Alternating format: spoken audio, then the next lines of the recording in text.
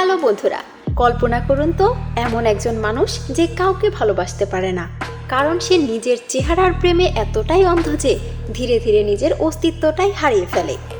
এই গল্প শুধু একটি পৌরাণিক কাহিনী নয়। আজকের সমাজে আমরা প্রতিদিন এমন অনেক মানুষ দেখি যারা কিনা সেলফি, আয়না এবং নিজের প্রশংসায় মত্ত থাকে, কিন্তু শেষ পরিণতি একাকিত্ব, ধ্বংস এবং নিঃশব্দ মৃত্যু।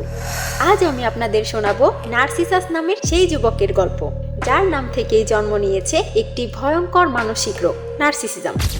যারা রহস্যের গন্ধে মায়াপুরীতে এসেছেন তারা সবাই সাবস্ক্রাইব করে আমাদের সাথেই থাকুন। প্রাচীন গ্রীসে জন্ম নিয়েছিল এক অসাধারণ সুন্দর যুবক। তার নাম ছিল নার্সিসাস। সে এতটাই সুন্দর ছিল যে তাকে যে একবার দেখতো চোখ ফেরাতে পারত না।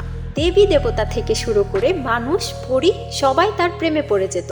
কিন্তু নার্সিসাস সে কাউকেই ভালোবাসতো না। তার চোখে অন্যরা ছিল কেবল এক গুরুত্বহীন ছায়া। নার্সিসাসের জন্মের সময় ভবিষ্যৎদ্রষ্টা টিরেসিয়াস বলেছিলেন, এই ছেলে দীর্ঘজীবী হবে যদি সে কখনো নিজেকে চিনতে না পারে। কিন্তু সেই কথার মানে তখন কেউ বুঝতে পারেনি। একদিন বনভূমিতে এক পরী ছিল, তার নাম ইকো। ইকো অন্যদের কথা নিজে থেকে বলতে পারত না, শুধু শেষ কথাগুলো ফিরিয়ে দিতে পারত।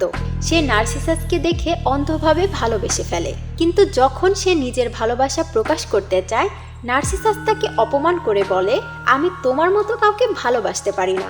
ইকো ভেঙে পড়ে, ধীরে ধীরে সে মিলিয়ে যায়, শেষে শুধু রয়ে যায় তার কণ্ঠস্বর। আজও পাহাড়ে ডাক দিলে যে শব্দ ফিরে আসে সেটাই ইকো। ইকোর কষ্ট দেবী সহ্য করতে পারেননি, বিশেষ করে নেমেসিস অর্থাৎ প্রতিশোধের দেবী। তিনি সিদ্ধান্ত নিলেন নার্সিসাসকে এমন শাস্তি দিতে হবে যে শাস্তি সে কখনো ভুলবে না। একদিন নার্সিসাস ক্লান্ত হয়ে একটি শান্ত স্বচ্ছ জলাধারের পাশে বসে আছে। সে পানিতে তাকায় আর সেখানে দেখে এক অপূর্ব সুন্দর চোখ, ঠোঁট, চুল সব নিখুঁত। সে বুঝতে পারে না এই মুখটা আসলে তার নিজের। সে সেই প্রতিচ্ছবির প্রেমে পড়ে যায়। দিনের পর দিন সে জলাধারের পাশে বসে থাকে, খাওয়া ভুলে যায়, ঘুম ভুলে যায়, জীবন ভুলে যায়। নার্সিসাস বলে, তুমি আমার থেকেও সুন্দর, কিন্তু আমি তোমাকে ছুতে পারি না।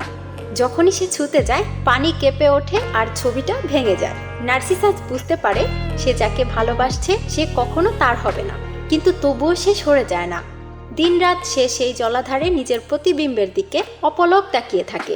শেষ পর্যন্ত ক্ষুধা, ক্লান্তি আর হতাশায় সে সেখানেই মারা যায়, নিজের প্রতিচ্ছবির দিকে তাকিয়ে। যেখানে তার দেহ পড়েছিল সেখানে জন্ম নেয় একটি ফুল, যার নাম দেওয়া হয় নার্সিসাস ফ্লাওয়ার বা ড্যাফোডিল। ফুলটি আজও নিচের দিকে ঝুঁকে থাকে, যেন এখনও নিজের দিকেই তাকিয়ে আছে। এই গল্প শুধু পৌরাণিক নয়, আজকের দিনে অতিরিক্ত আত্মপ্রেম, নিজেকে সবার উপরে ভাবা, অন্যের অনুভূতির প্রতি উদাসীনতা, এই সব কিছুকে বলা হয় নার্সিসিস্টিক পার্সোনালিটি। যারা শুধু নিজের ছবি, নিজের নাম, নিজের প্রশংসা চায়, তারা দিন শেষে নার্সিসাসের মতোই একাকী হয়ে যায়। সবশেষে আমরা বলতে পারি, নিজেকে ভালোবাসা দরকার, কিন্তু নিজেকেই সবকিছু বানালে একদিন আয়নায় তাকালে শুধু শূন্যতাই দেখা যায়। নার্সিসাস আমাদের শেখায় অতিরিক্ত আত্মপ্রেম সবচেয়ে নিঃশব্দ ধ্বংস।